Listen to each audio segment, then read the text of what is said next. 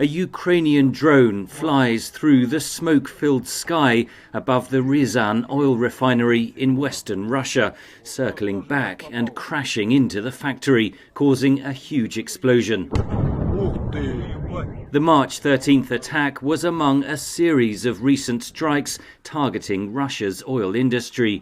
Kyiv claims to have targeted at least 7 different refineries, many of them in the region neighbouring Ukraine, says analyst Tom O'Donnell, who spoke to VOA from an energy conference in Berlin. Wars take huge amounts of diesel fuel for tanks, for trucks, and so forth. And so that region is directly responsible for diesel for the war. The attacks are also aimed at reducing Russia's oil revenue. Another drone strike hit a refinery in the Nizhny Novgorod region March 12th, some 775 kilometers inside Russia. By hitting refineries up there, what happens is the diesel that they export, they were exporting almost as much diesel before as oil. That's being destroyed, and they have to shift it to oil if they want to make money on that.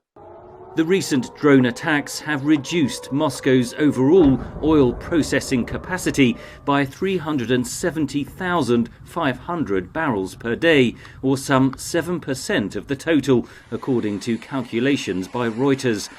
Ukraine's president praised the military's growing drone capabilities. In recent weeks, many have already seen that the Russian war machine has vulnerabilities and that we can exploit these vulnerabilities with our weapons.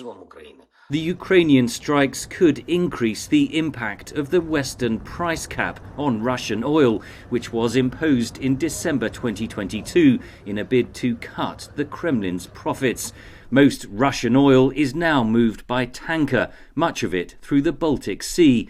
That presents an opportunity for Ukraine's allies, says O'Donnell. The tankers themselves are very old and rather sketchy. They could be stopped in the straits, in the territorial waters between Denmark and Sweden, and be inspected legally. And the inspectors could say, well, this isn't good enough insurance, or these ships aren't of proper quality to be carrying this oil, and make them turn around.